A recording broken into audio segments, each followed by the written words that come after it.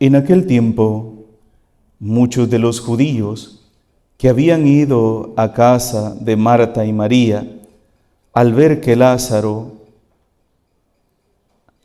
que Jesús había resucitado a Lázaro, creyeron en él. Pero algunos de entre ellos fueron a ver a los fariseos y les contaron lo que había hecho Jesús. Entonces los sumos sacerdotes y los fariseos convocaron al Sanedrín y decían: ¿qué será bueno hacer? Ese hombre está haciendo muchos prodigios. Si lo dejamos seguir así, todos van a creer en él. Van a venir los romanos y destruirán nuestro templo y nuestra nación. Pero uno de ellos, llamado Caifás, que era sumo sacerdote aquel año, les dijo: ustedes no saben nada, no comprenden que conviene que un solo hombre muera por el pueblo y no que toda la nación perezca.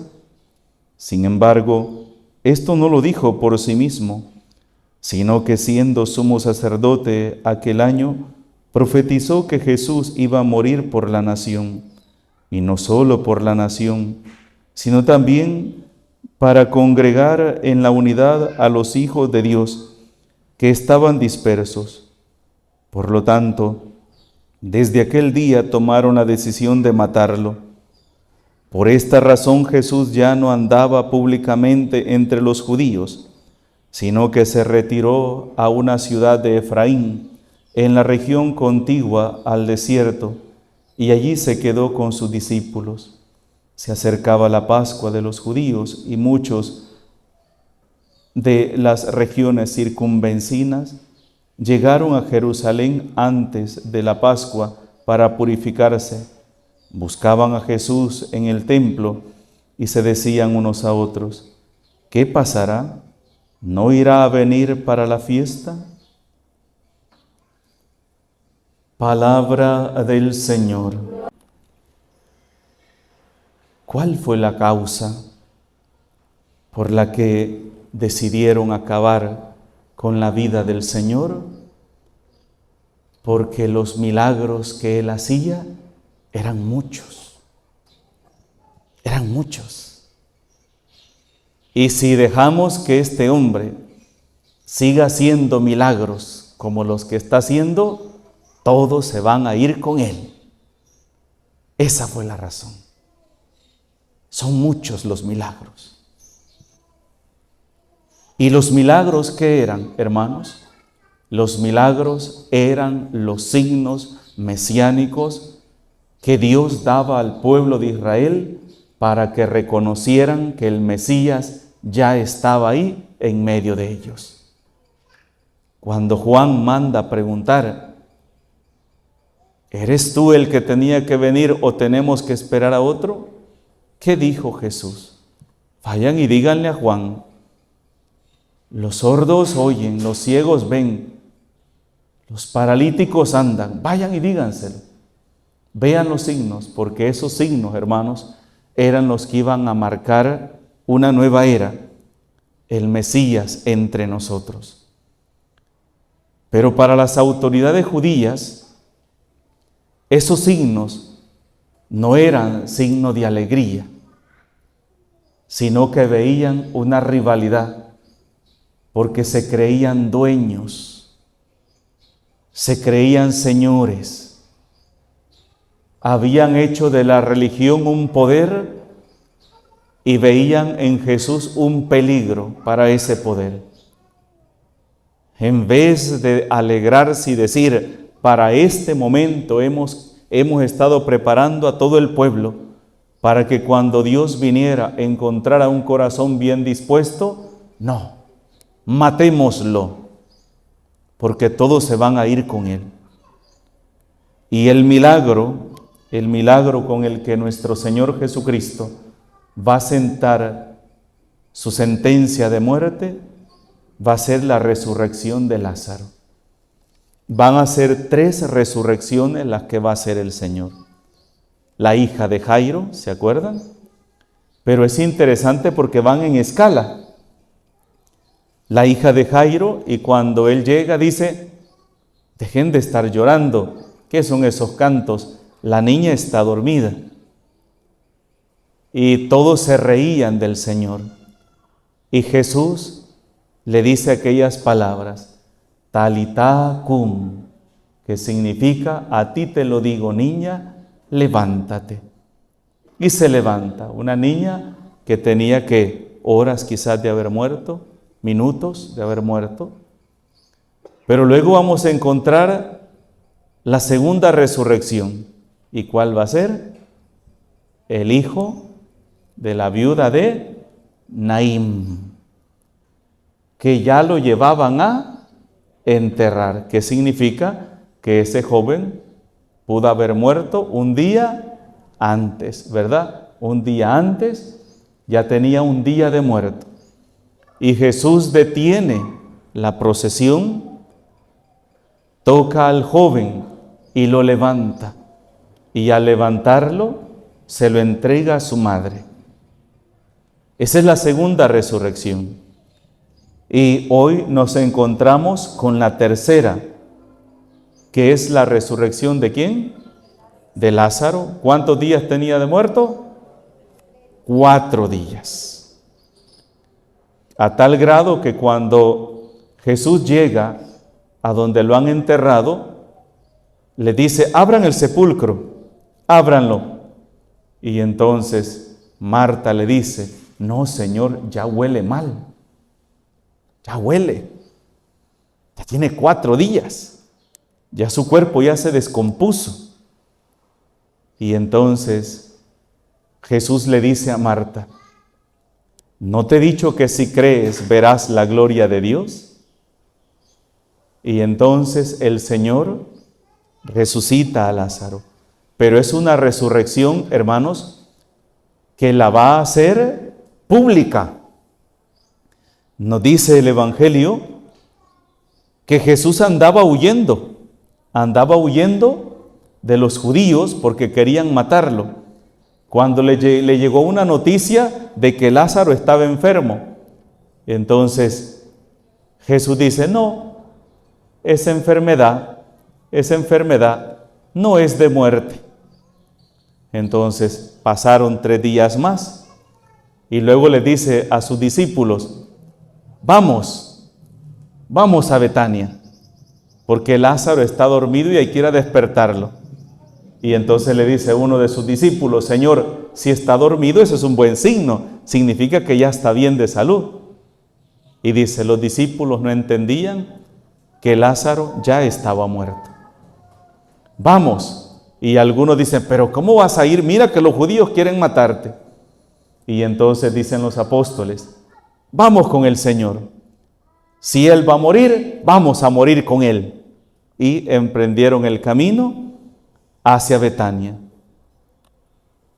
Dice de que les avisaron a las 2 hermanas, a Marta y María, que estaban llorando el duelo de su hermano, y habían muchos judíos que estaban acompañándoles. Vamos a decir, había casa llena. Y cuando le dijeron, llega el maestro, Marta es la que se pone en pie y sale corriendo a recibir al Señor. María no. Marta fue. ¿Se acuerdan? Anteriormente, ¿quién se lució? María. ¿Y hoy quién se luce? Marta. María se queda con su dolor llorando, triste y desconsolada. No tiene fuerza de buscar al Señor. María en su dolor busca al Señor. Y cuando llega, Marta se arrodilla a los pies de Jesús y le dice, Señor, si hubieses estado aquí, mi hermano no habría muerto. Y le dice Jesús, tu hermano resucitará. Sí, Señor, yo sé que mi hermano resucitará en el día final.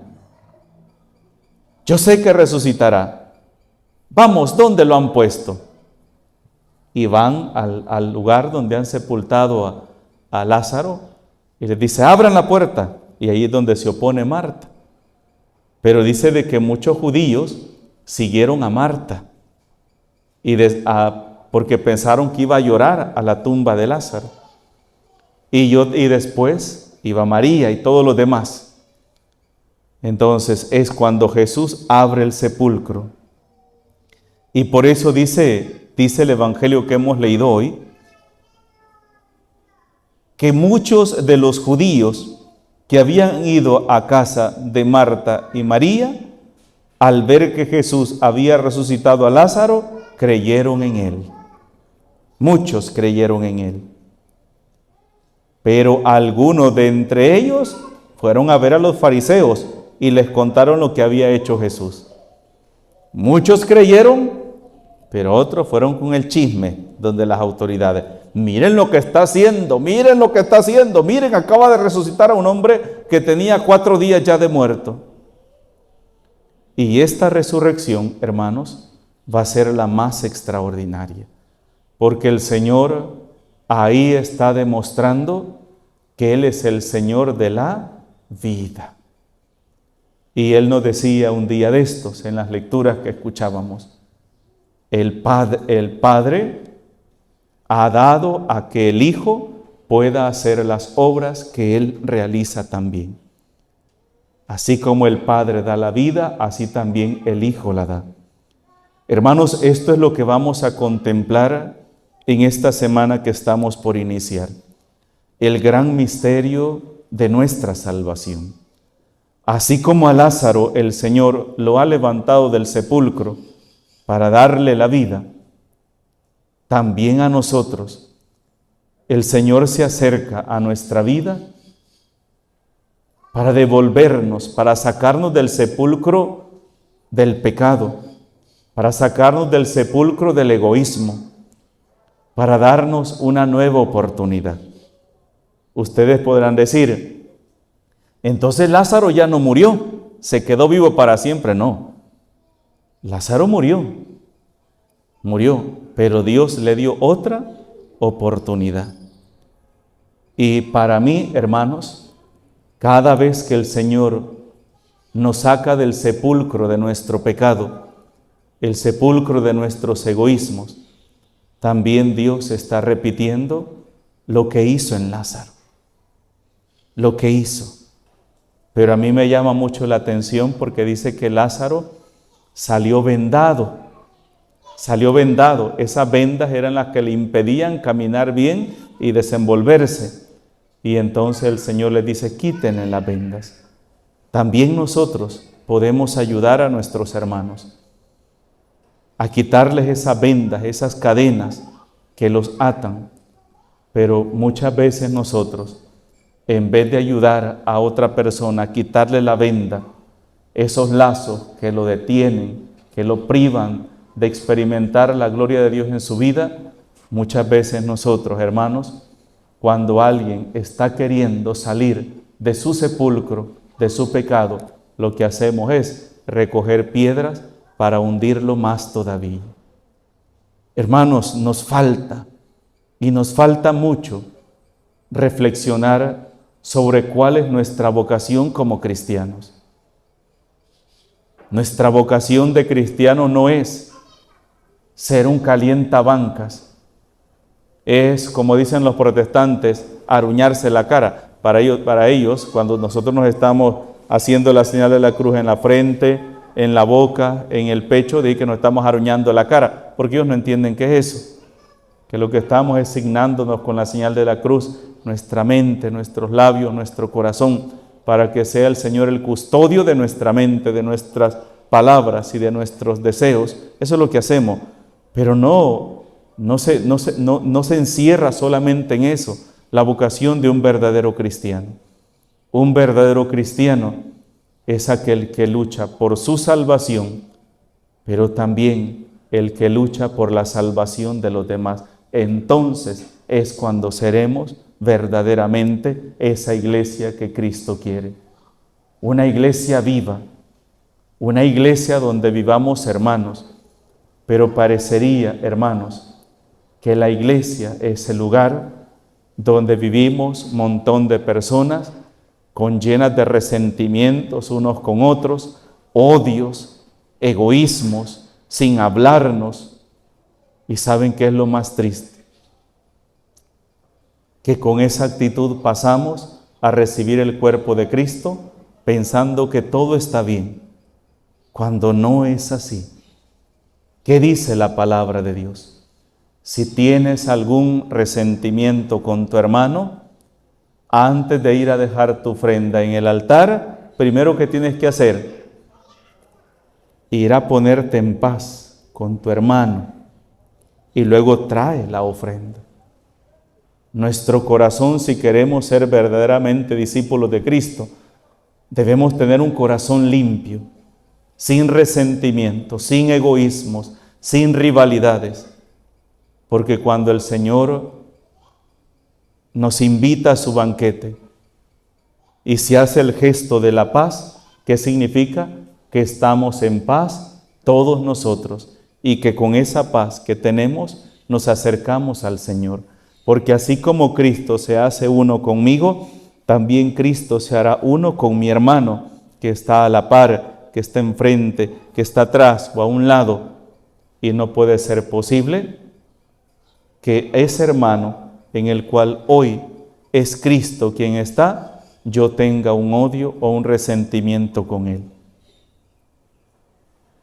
Jesús nos va a enseñar en esta semana qué es lo que quiere y lo que espera de cada uno de nosotros.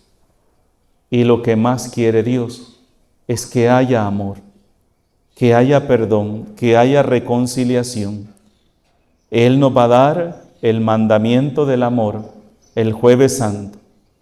Y desde la cruz nos va a enseñar el Señor lo que es perdonar. Y eso, hermanos, es lo que tiene que marcar la vida de un verdadero cristiano. En el nombre del Padre, del Hijo y del Espíritu Santo. Amén.